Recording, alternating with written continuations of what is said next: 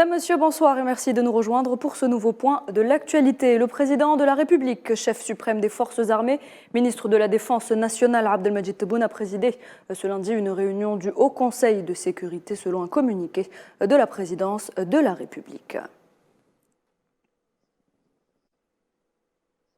Le président Abdelmadjid Tebboune qui a adressé un message à l'émir de l'État du Koweït, Cheikh Nawaf Al-Ahmed Al-Jabbar Al-Sabah, un message qui s'inscrit dans le cadre des contacts permanents entre les dirigeants des deux pays et l'attachement à la poursuite des efforts pour défendre les causes de la nation arabe. Ce drame au Pakistan, des dizaines de personnes sont mortes dans l'explosion survenue ce lundi dans une mosquée à Peshawar, alors que plus de 200 fidèles étaient dans l'enceinte de la mosquée. Il s'agit d'un attentat à suicide qui n'a pour l'heure toujours pas été revendiqué.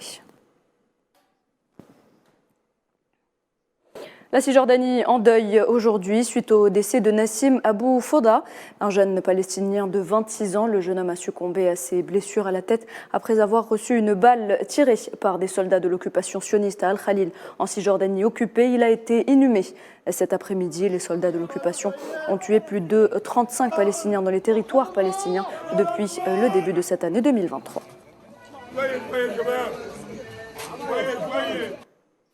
Le président palestinien Mahmoud Abbas appelle le directeur de la CIA, William Burns, à faire pression sur l'entité sioniste pour qu'elle mette fin à ces mesures unilatérales contre les Palestiniens, et ce lors d'une rencontre au siège présidentiel dans la ville de Ramallah, en Cisjordanie. Pendant ce temps, le secrétaire d'État américain poursuit sa tournée au Proche-Orient. Anthony Blinken est arrivé à Tel Aviv ce lundi où il doit avoir des discussions avec les colons sionistes avant de se rendre à Ramallah, une visite qui intervient en pleine escalade sioniste contre le peuple palestinien. Blinken qui était hier au Caire où il a été accueilli par le président Abdel Fattah al-Sisi.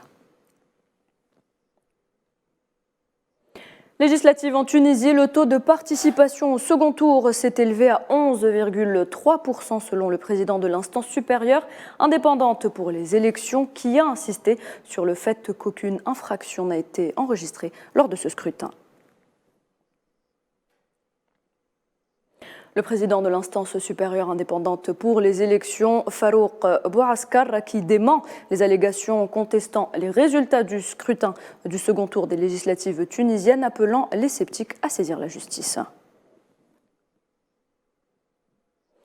En Somalie, les forces de sécurité ont annoncé avoir tué 136 éléments du groupe terroriste Shebab lors d'une opération spéciale lancée samedi soir dans le sud du pays. L'opération a été menée par les forces gouvernementales soutenues par leurs partenaires internationaux. Situation sécuritaire en Afrique du Sud. Cette fois-ci, des hommes armés ont ouvert le feu hier sur un groupe de personnes célébrant un anniversaire dans un township, faisant 8 morts et 3 blessés. Et dans l'actualité également, la Chine a rappelé ce lundi qu'elle souhaite une réunification pacifique avec Taïwan, mais n'hésitera pas à utiliser la force en cas de besoin. Pékin qui a également déclaré que les États-Unis utilisent Taïwan pour contenir la Chine. La présidente péruvienne Dina Boluarte met la pression sur les députés pour qu'ils valident l'organisation d'élections anticipées. Le Parlement péruvien doit justement réexaminer ce lundi un projet de loi destiné à avancer les élections à octobre 2023.